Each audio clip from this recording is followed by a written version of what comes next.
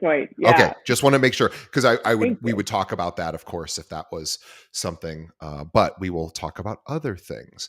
All right, let me just check our levels. I think everything looks good. Um, Again, don't feel any sort of nervousness about the live part because no one's going to watch. You can actually, Okay. I don't know if you see the live count, but it's currently at 0, so we don't have to worry about that. Okay.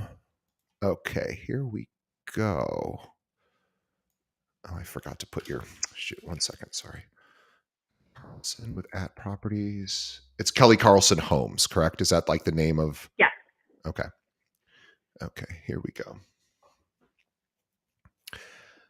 Okay, today on the show, our guest is Kelly Carlson with Kelly Carlson Homes at Properties Christie's International Real Estate here in Chicago. Let's tell you more about Kelly. Now, Kelly Carlson is an award-winning broker with at Properties, Christie's International Real Estate in their Western Springs office. That's a suburb of Chicago. Now, after launching her real estate career in the city in 2020, after 4+ years in consulting, Kelly was named Engel and Volker Chicago Rookie of the Year, and more recently recognized as a member, and this is such a big deal, of the National Association of Realtors 30 Under 30 class of 2023. Just to let people know what that is, every year the National Association of Realtors wants to find the agents who are in their 20s, who are doing really exceptional things in the industry and having exceptional success as well, and highlighting them. And she was one of the award winners this year. With a love of interior design, historical homes, and do-it-yourself updates, this career is the perfect blend of her passions and professional background. And she's no longer doing the consultant Monday to Thursday fly out and then back on the weekend, so she gets to stay here in Chicago more often. Please visit Kelly at her website, which is kellycarlsonhomes.com, and follow her on Instagram, Kelly Carlson Homes, Facebook as well. We will have links to both or all of her social media in our show notes. Kelly, welcome to the show. Thank you so much for having me, DJ. This is such a pinch me moment. When I was in the process of getting my license, I was binging all of your old episodes in 2020. So very cool, full circle moment to be here. Well, it's an honor to have one of our listeners on the show, and yeah, excited to chat. It's always fun when people find us or we find people. And I'm just so grateful that you're here. And you have done some really exceptional things. I am also curious. So I know you're a University of Illinois grad. Did you go straight into consulting right out of school? Was that kind of your path?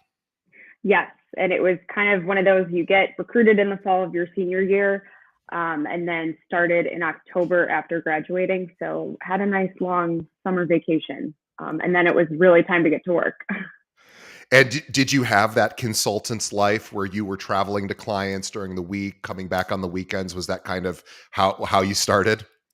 I was not every Monday through Thursday, but my particular consulting group did have a lot of special projects. So it took me to a lot of remote locations across the US. So had great airline status at that point, and that is probably the one thing I miss. Yeah, no more first class Nope. upgrades, right? My sister lost that as well. She's now with a startup. Prior to that, she wasn't a consultant, but she used to travel for different jobs, and now she's lost all of that. And she still occasionally gets an upgrade, but it is we laugh and go, "Oh, great, you're just like the rest of us now," which we Such a love. bummer.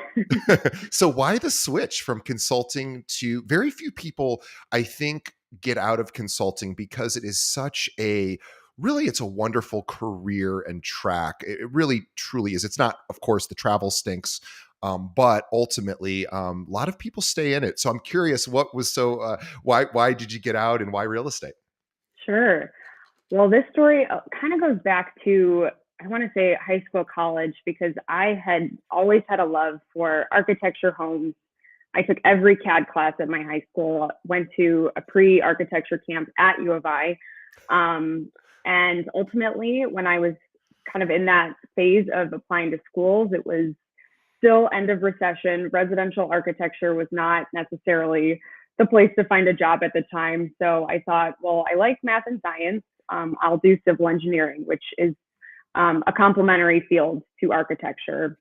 And so did that at U of I. Great kind of versatile degree. I knew I didn't want to do traditional design engineering. And so I started looking into consulting, which is a route that a lot of engineering graduates go into. So that seemed to be a nice, mix of getting to work with people, client services, but also relevant to my degree. And so, yeah, I did that for 4 years, starting at a big four firm and then moved on to a smaller boutique management consulting firm. I could not think of a better place to launch my career. It really taught me the value of exceptional client service and how to be professional, Yes. how to manage a very demanding schedule and still meet deadlines. But it got to a point where I'd been at two firms. I didn't see myself in it for the long haul and didn't think that going to another company was going to, solve what I felt like was missing. And so it kind of brought me back to that place of, I've always loved real estate architecture. That is just always fascinated me. And the voice in my head previously had always been, but you went to school for engineering and you're a consultant and this is what you do. But I started to think about it differently in terms of how could I leverage this experience in the corporate world to differentiate myself as somebody, I didn't have a sales background, but I had a lot of transferable skills for a totally services business. And so I did it. I quit my job in October of 2020, got my license, and got hit the ground running in January of 2021. Right smack dab in the middle of the pandemic. How Yes, fun. perfect timing. That is incredible. And then for you to have enough success to catch the eye of the National Association of Realtors for their 30 under 30 is quite a big deal. I know many people, friends of mine, who have not made that list and have tried many times. A lot of my friends have made the list as well. But boy, it's a big feather in your cap. So congratulations. I'm excited to learn more about maybe what they see in you as well. And I think civil engineering too is a really nice transferable skill. And I know again that wasn't really your career, but it was your field of study and interest, because civil engineers, people don't really know what that is. Just as one thing that civil engineers do is they're really good at visualizing. So they can see like 2 points of land and they can visualize a bridge across, or like if there's a river in between or something, they can visualize things that aren't there, and then they can bring those things to life. So I imagine even just that skill, along with your architecture knowledge and love of homes and interior design, probably is pretty helpful when you're maybe walking a client through a home, saying, you can probably see things that maybe I wouldn't be able to see, for example. I'm just curious if that ever comes up where, or maybe it's a renovation, you're able to maybe visualize that more effectively than, somebody without those skills. Yes, that has definitely been helpful on the renovation front. The home that I'm sitting in right now, is actually the home that my husband and I just bought, and did not look like this a few months ago. And there was a lot of work to get it to this place. And so something I was able to do for myself, but then also for my clients, who are maybe struggling in the current low inventory market, not able to find that move-in ready home, or they've got to kind of grow into it, knowing what is in place and what can be done over time. Yeah. It's funny, if you're watching this, you'll see, you're probably listening, so you won't see this, but Kelly has an all white kitchen. I also, although you won't see this on mine because I'm at the office, but I have an all white kitchen. And we were talking, sort of laughing about that earlier.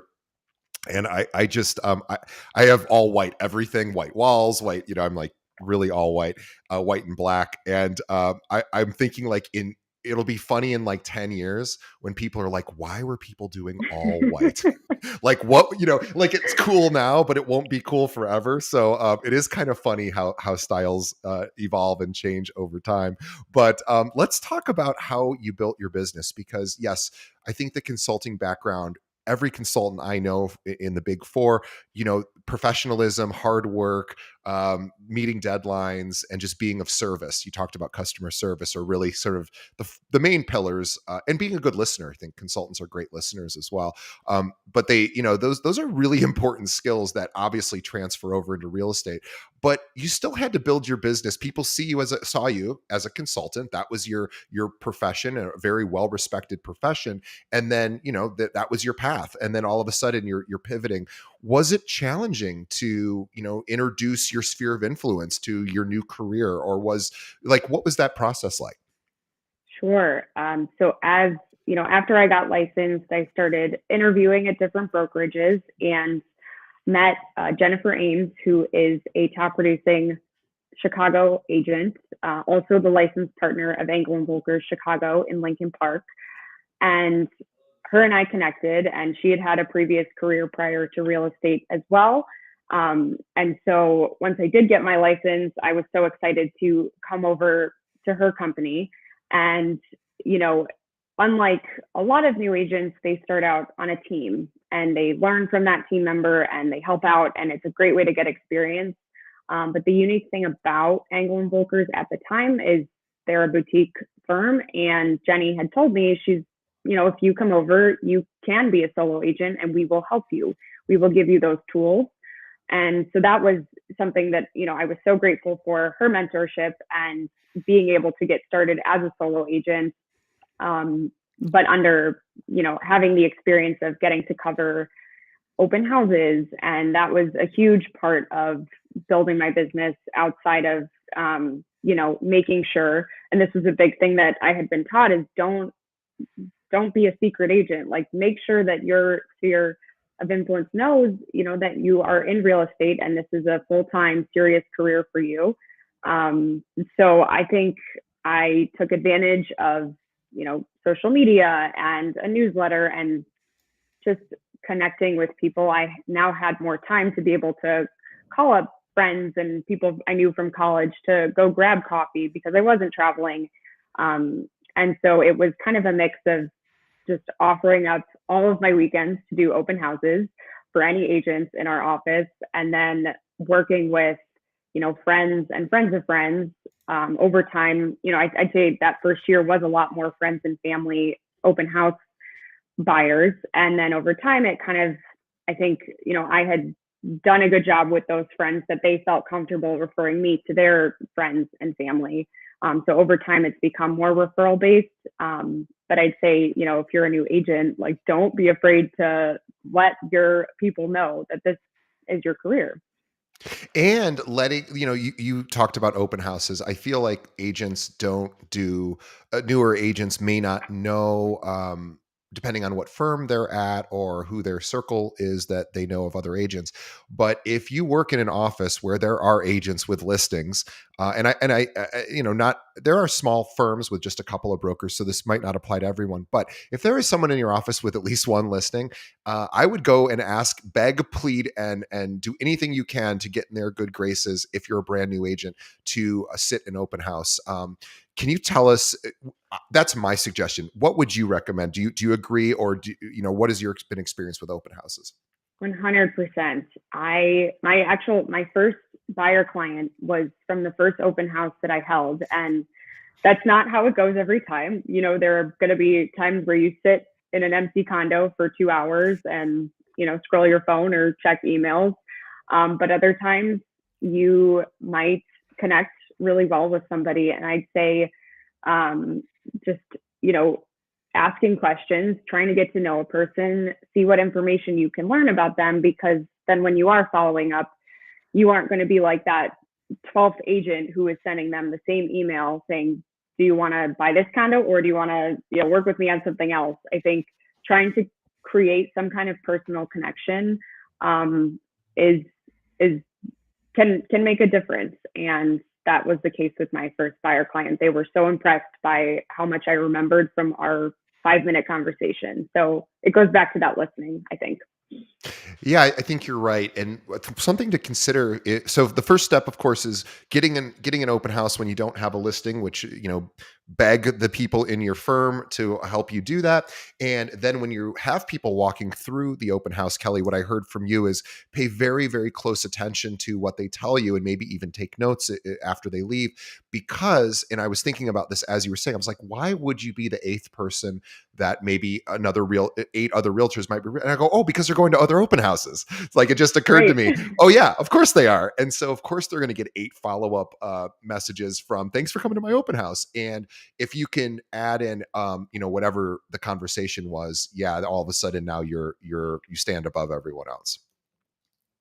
Definitely. But Really. it's a win-win for the listing agents too, because yeah, like you said, they've got maybe multiple listings and they can't be in two places at once. So it never hurts to ask.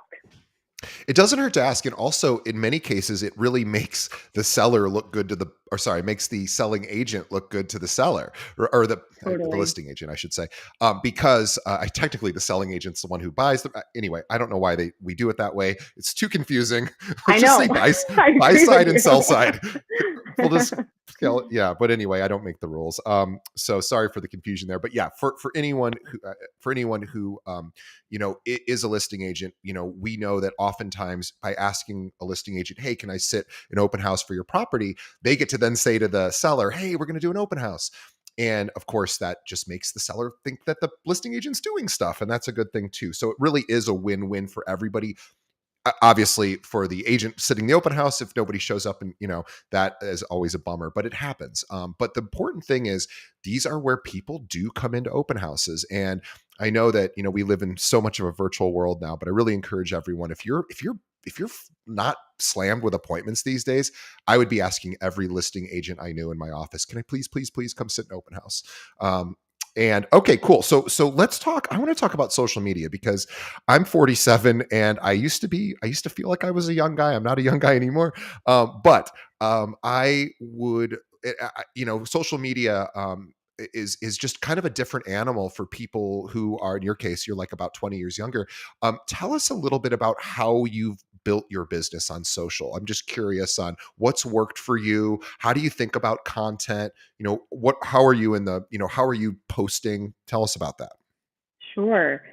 Initially I had thought, you have to be on every single platform and just, reach everybody from every direction. And I've started to learn that I think age is a big part of figuring out where your demographic is. And for me at 29, I'd say most of my sphere and people my age are still on Instagram. Facebook, not so much. TikTok, I don't have. I probably should, but I just am afraid I'd get too addicted. But that's been kind of the biggest social media piece for me. I have a business account, but I like to mix in still some personal with that. You will probably never see me post a just listed or just sold post. Wait, I no, hold think on. Why is that? Why do you not post those? because I my kind of thought process as I'm deciding, to put together some form of content, my question is this adding value to the consumer? And when I saw those and when I see them, it kind of just, it doesn't do much for me. However, if I see, a picture of a couple in front of a house and there's a story behind it, I'm interested, and it gives me more of the taste of, who that agent is and how they work. And so I love, on occasion to share client stories in that way. And yes, sure, it's showing that you are, selling homes and, you're successful and all that, but it's not so in your face. So I think it goes back to is it something that is adding value?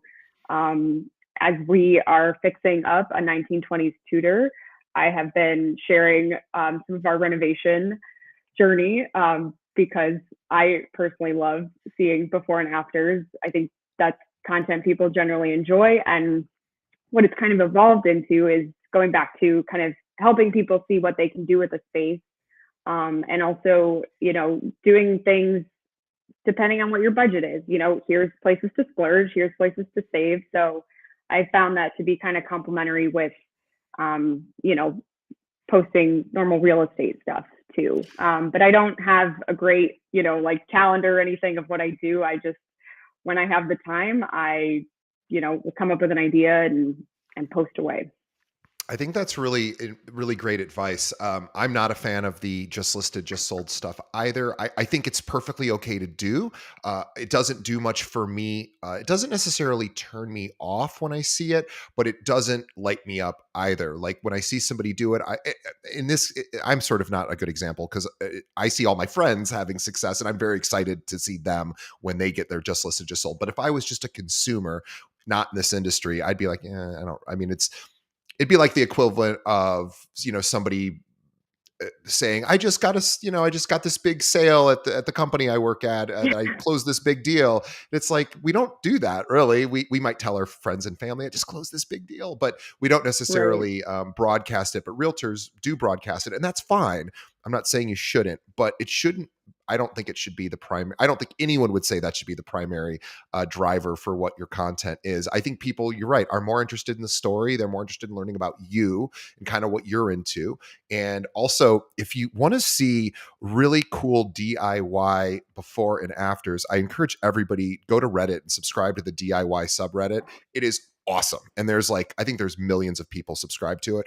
And you get to see all sorts of projects in there. And there's the reason why millions of people are in there. Not everyone's a DIYer that's in there, but they just love lurking and seeing. So if you are somebody who does projects, check out the DIY subreddit, whether it's a home renovation or just something outside of real estate. You could document a lot of that stuff, put it in social, and it just shows people that you have passion and interest and that you're kind of doing cool stuff.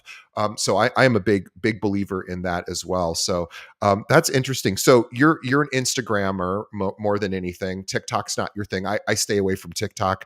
I post our videos there, but I don't browse TikTok for the exact reason you mentioned. Is I have way too much of an addictive personality, and I would get lost in it and hours would go away. So, but whatever social media platform that I think somebody is on is probably the one that they like the most is probably the one where they should spend the most time.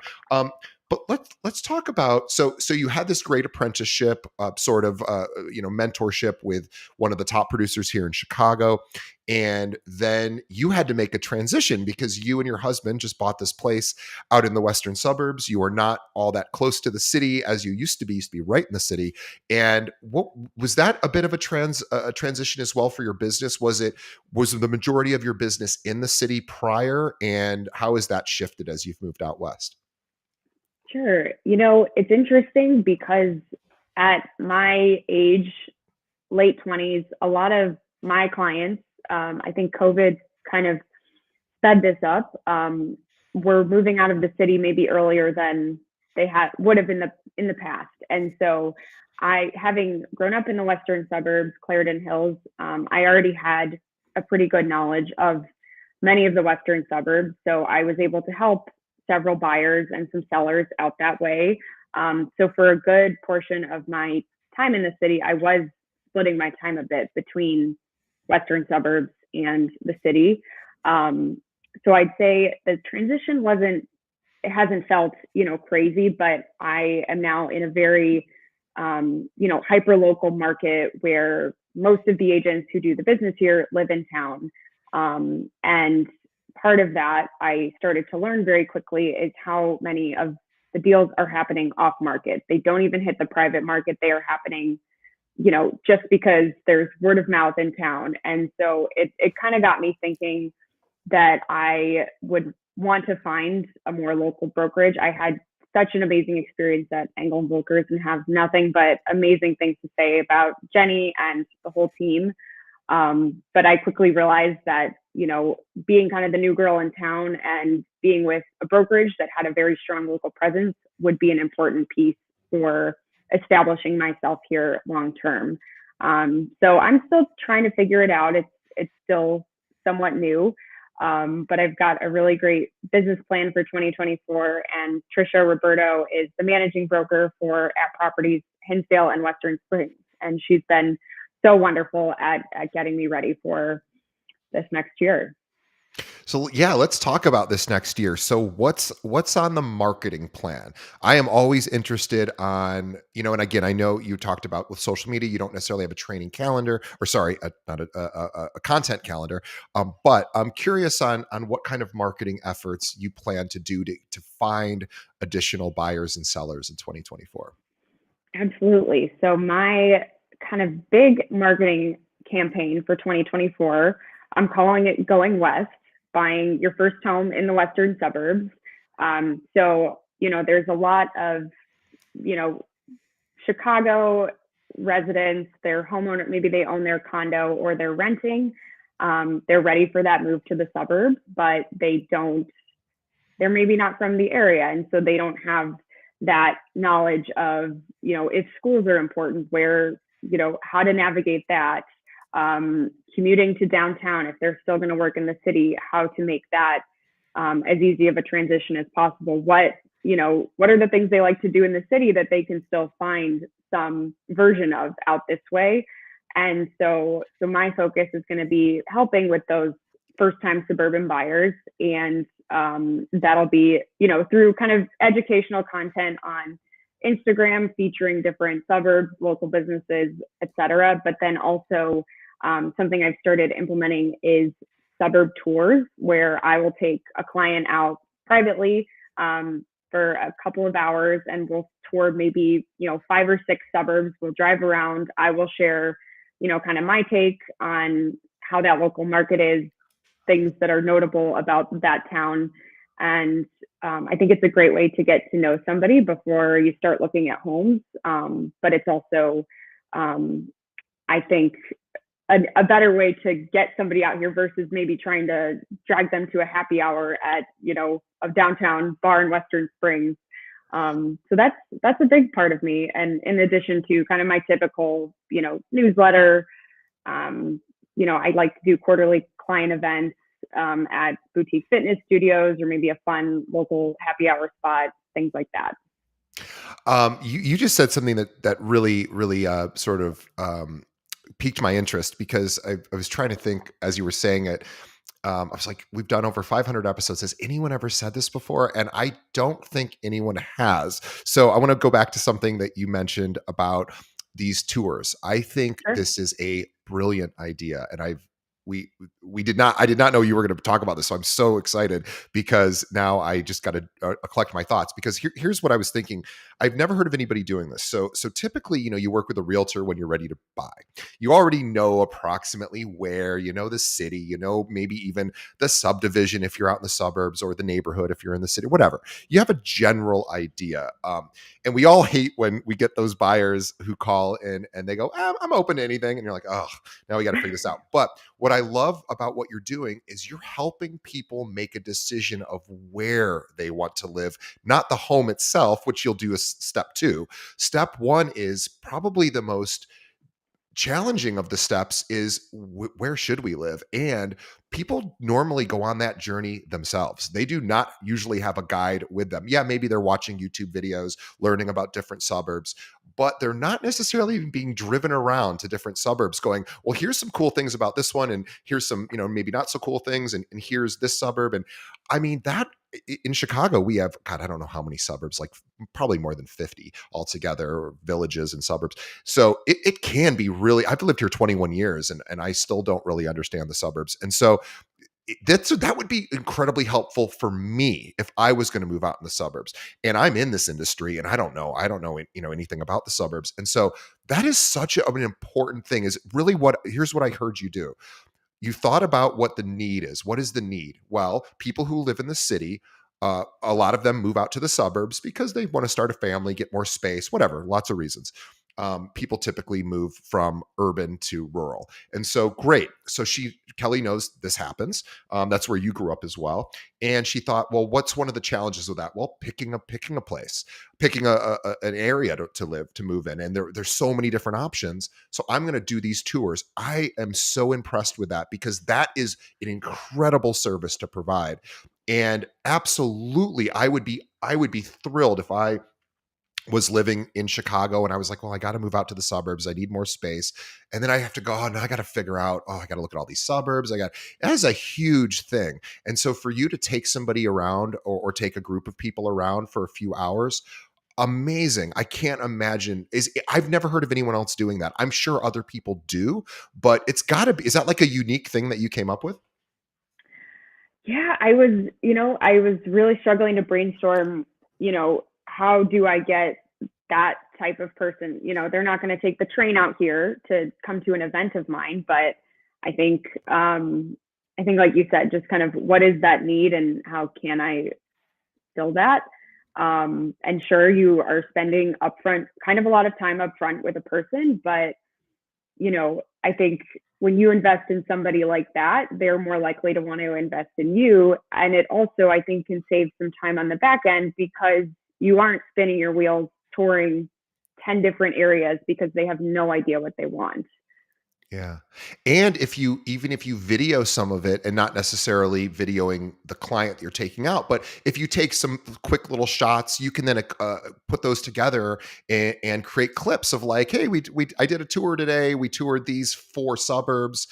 We showed, we showed them the downtowns and the schools, whatever. And you could actually make that into content as well. And I would think, that's a tremendous value that an agent can provide, is, this idea of being the gateway to the actual house, I think is devalued a little bit right now, because we have the ability as consumers to find properties on our own. We really don't need a realtor for that. It's a good realtors are worth their weight in gold, but I think it's for a lot of stuff like what you're talking about. I think it's really like, hey, could you help me figure out where I should live? Like that's value.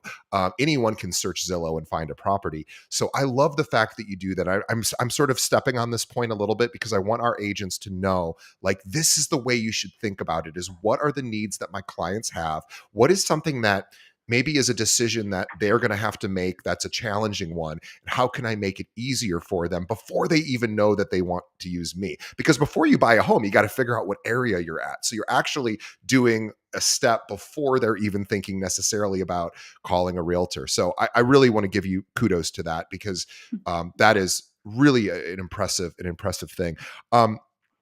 Let's talk about when the market is slower. So right now, the market is slower.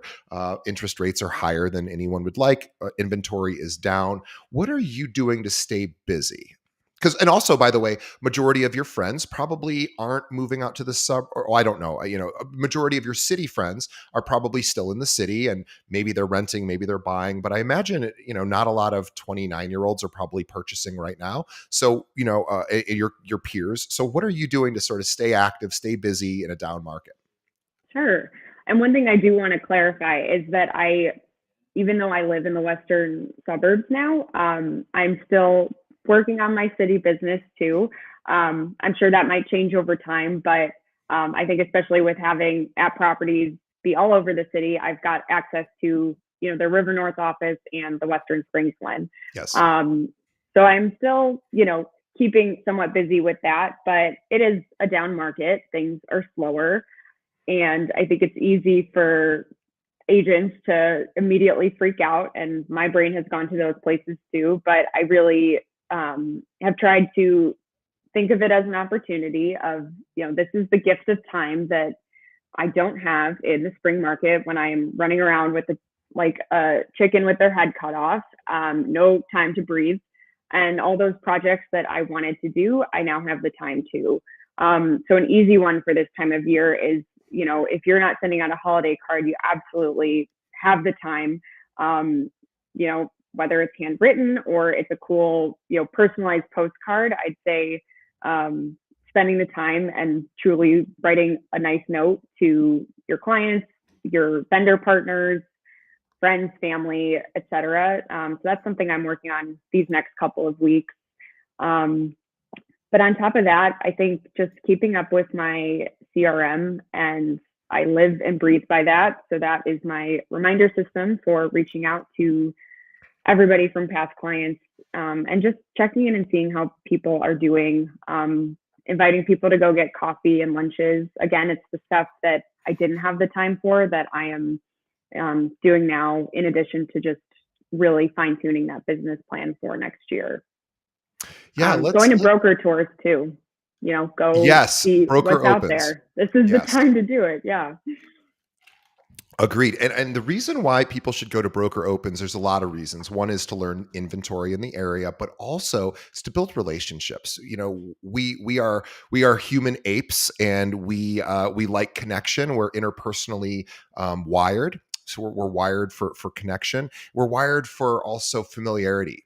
So if you are going to broker opens, if you're participating in the industry, if you're making friends, if you're going to events and doing association stuff, you are just going to meet a lot of other agents. And guess what happens when they receive an offer for one of their listings from your buyer and they see your name? They're like, oh, I know Kelly. Kelly's awesome. Does that influence maybe their decision? Well, in a perfect world, it wouldn't, but does it? Of course it does. Of course it does.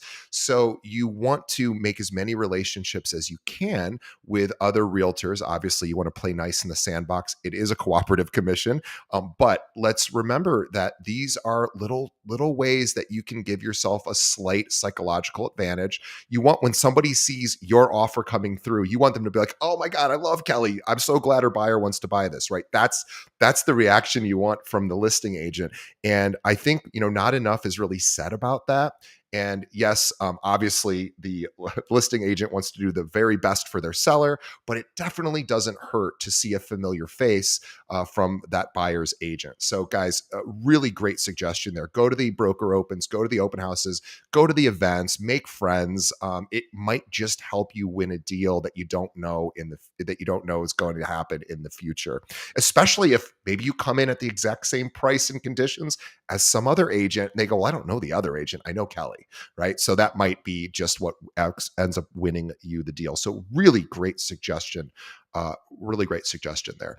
I also wanted to, you had mentioned you do newsletters and you do sometimes. Oh, I want to talk about your CRM. So I know what I wanted to ask. I want to drill down just a little bit because pretty much every brokerage has, or at least most brokerages offer a CRM, or you can go out and purchase one on your own. How does your CRM tell you what to do? In other words, do you have it set up so that every one of your prospects or clients gets you get a reminder to call them on a certain day, or email, text? Like, how does that work for you? Yeah. So I've worked with a few different CRMs over the years, paid for one, had one at E&V, and now I've got one at App Properties. And I think what makes the most sense to me is, first you categorize your different groups of people into maybe, your A, B, and C. And so those A's are, I'm getting a reminder at least monthly to reach out to them. If it's, a new open house lead or new buyer referral, et cetera, they are getting much more frequent reminders. Like that's at least, a couple times a week during that first month or so after the introduction. But then I've got, my B and C's who I maybe will work with, maybe not. Everybody is on my newsletter, so everybody will get that monthly. But those, B and C's, I'm getting reminders quarterly to reach out to them. So I think spending the time, and it does take some time to organize your CRM in that way, I think has saved me so much time nowadays because I'm not going through everyone individually and saying, I don't really need to reach out to that person. The system just does it for me. So it's helped me prioritize the big ones. Yeah. Yes, you categorize, you put each one into a particular group, A, B, C, etc., and then you have a particular number of touches that you wish to do over the course of a certain period of time, a year, whatever. And so every day you wake up and you have a list of to-dos that's kind of automatically generated for you to keep you on track. Is that my understanding? Yes. And yeah, so I don't have it like sending out emails for me. Right. I don't like the automated stuff, but so it just, I can decide then if I want to text the person or call them, depending on the relationship, or if I saw something on their social media recently that I want to congratulate them on. But it's just a reminder to have some kind of touch point. Yeah, do something with so and so. And whether it's comment on a social media post, pick up the phone and call them, write them a note, text them, whatever it is, almost doesn't matter. Just that you're doing something that lets them know that you're thinking about them in some way. And, as simple as this is, I think the vast majority of agents don't set up their systems this way, where you don't really want to wake up every morning and go, what should I do today? That's just too much to handle. It's too much to try to figure out as a realtor. You got too many responsibilities. There's too many just options. What you really want is somebody to hand you, virtually a little thing that says, these are the 10 people you have to reach out to today. And then you go, okay, I just have to do that. And it just chunking your life into, that's what a CRM for me is, just can make life a lot easier for. It just says, all you got to do today is deal with these 10, 15 things. And then you never have to worry about losing touch with somebody. You don't have to go, oh, when's the last time I called so-and-so? Because unless you fell behind on your CRM tasks, you will know exactly when the last time you chatted with that person and how that worked. And again, this is all kind of like customer service / marketing 101, but it is also something that's easy to forget to do. It's, I call these like the push-ups of real estate. It's like, it's really hard. It's hard to do it, but it's a really good idea. And it's super simple, right? So it's super simple to pick up the phone and go, hey, I was thinking about you. How you doing? I am on a couple of realtor friends of mine. I must be on a few of their CRMs. I get a call from a friend every single month. He calls me, and it's the sweetest. And I'm never going to be a client of his. I'm a realtor as well. He calls me once a month and goes, we're not, I won't mention his name, but we don't go out socially. I mean, we have before, but we're not that close. Every single month he calls me and he's like, I was just thinking about you. And I'm sure it showed up on a CRM. It said, call DJ today. But you know what? It makes me feel special. It really is a nice thing. And he's a sweetheart for doing it, because I'm never going to be his client, but he's still putting me through that system. And boy, I got the call last night from him. And I was like, God, I love that you do this, even though it's not going to benefit you directly in your business. You're just a good dude for doing it. And I'll tell you, people know that stuff. So if you can just be somebody who's, a lot of my people service professionals in my life don't contact me outside of business stuff. And I think it's a great idea. If you don't have a CRM, as Kelly said, now's the time to sort of put that together. You're not as busy right now. Now's the time. Kelly, what other suggestions would you have for somebody who's in their 20s, who got, or 30s, or it doesn't matter, the age doesn't matter, newer to the business, and going, oh my gosh, this is such a hard market? Like, what would you recommend if you had to start all over today, and you, knowing what you know now, what might you suggest? Open houses we talked about, organizing your sphere of influence. Are you putting everybody you know in your database? Is it like, hey, even the dry cleaner who knows my name, am I putting those people in? Like, how detailed do you get with yours? I probably should be better at adding everybody under the sun. I know everybody in it, so I have scrubbed it at one point, and I didn't know how, a number of emails that, like, what, that's just taking up room and space. So I'd say I know of at least every person in there, but I probably should get better at just adding in, because it's so easy to add somebody to a newsletter drip campaign. If they unsubscribe, and that's okay. But you never know. They might read something that resonates with them. And that's, happened a few times where I've not even known that person was subscribed, and they replied, I love your newsletter, blah, blah, blah. I have a question for you. So I think leaving those opportunities open is a good reason to have them in your CRM for sure. And if you didn't have a big sphere of influence and you're a newer realtor, how might you expand that? How might you start to add people to your database? What would you suggest to a new agent? Yeah, I mean, I'd say obviously open houses, kind of keep going back to that, but I mean, you got to be diligent. And after that, you might get a list of names and sit down and organize them nicely into your CRM. That's been a great way for me to build my CRM over time. Sorry, I hope you can't hear my dog in the background It's right okay. now. It's okay. And but also getting involved in various organizations. So maybe join an intramural league, or whatever it is. Get involved in your condo's one of their committees. And I think it's a great way. You're getting to know these people, so you're not like spamming and stealing their email addresses. But opportunities where you are getting to meet a lot of new people and there's a way to, contact them, you have their information. I see no problem with adding them, and that's a good way to build your CRM as well. Yeah, I always love what Brian Buffini had said, that he goes, if you really want to be successful as an agent and you're newer, he goes, meet 2 to 5 people every single day, which is not an easy task. But if you can meet 2 to 5 people a day, be like, oh, by the way, I'm a realtor. Oh, you know what? If you give me your email, I'll stay in touch with you or something. If that's all you did, and you just met 2 people a day, and you did that, let's just say 200 days out of the year, so that's adding 400 people to your database. Within a couple of years, you're going to be flush with business.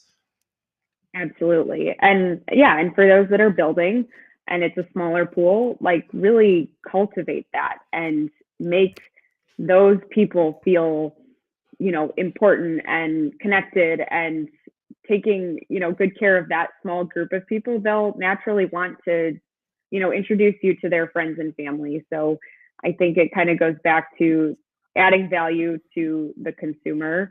Yeah.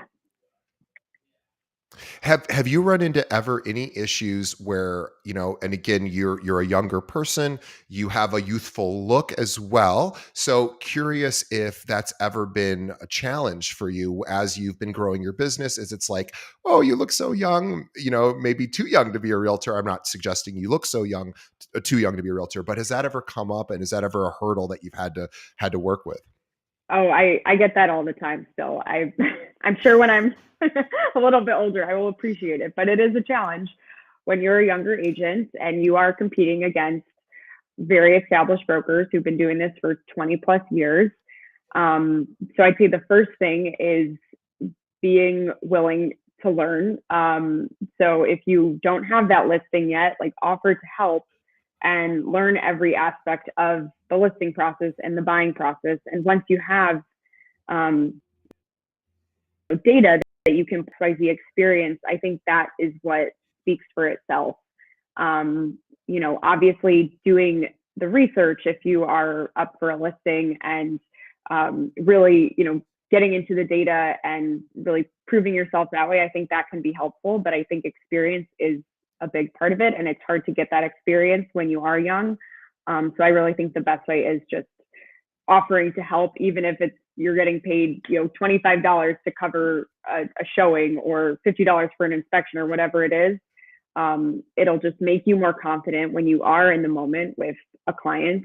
But it can also, I think, help to demonstrate, your value and your experience. Yeah, I couldn't agree more. Just do as much as you can. Do as much activity as you can. Don't worry about getting paid as much Yes. as get experience. Really a great place to wrap up. I also want to remind all of our listeners, if you have clients or you have friends that live in the city of Chicago or the suburbs, but specifically if they're in the city and thinking about making that move to the suburbs, but maybe you don't work the suburbs, or maybe you're not an agent in Chicago, maybe you're an agent somewhere else, but you're one of our listeners, Kelly would be a great resource for those clients. I just love the idea that she takes people on tours to help them figure out what suburb is the best fit. I think that is such a cool thing. So if you have clients that you don't may have that experience in, and you want to refer it to Kelly, or you have clients, you're in a different state and they move here and they're thinking about making that trip out west, Kelly would love the opportunity to chat with you. So definitely reach out to her. And the best way to do that is you can find her. She's all over online, but you can go to her website, Kelly Carlson, and it's Kelly, Kelly, carlsonhomes.com. We will have a link to that in the show notes. Also follow her on Instagram, Kelly Carlson Homes. You can see some of the cool bragging stuff that she does on there about her projects that she works on and her interests. And also, I want to thank you, Kelly, on behalf of all of our listeners, for coming on our show. This is really exciting for us. I love chatting with younger realtors who are really making a huge splash. That's not my opinion. That's the National Association of Realtors' opinion about you. So I am really grateful that you came on our show today, because you really are somebody that agents should be following even just to see what Kelly's doing. So maybe you can get some good ideas and replicate some of that success for yourself. So follow her on Instagram, Kelly Carlson Homes. Go to her website. And if you think you might be a partner for Kelly, or guess what, guys, people move out of the suburbs too, and they move to Florida and Arizona and lots of places from Chicago. So maybe you're in one of those markets and you would say, hey, Kelly, I want to know when one of your clients is looking to move. Reach out to her. She would love the opportunity to chat and see if there's a fit there. So Kelly, on behalf of our audience, thank you so much for coming on behalf of Kelly and myself, the audience. We love you. We are so grateful that you stuck around to the end of the episode. Please tell a friend about our show. Think of one other realtor that could benefit. Send them a link, and also leave us a review. That really helps us with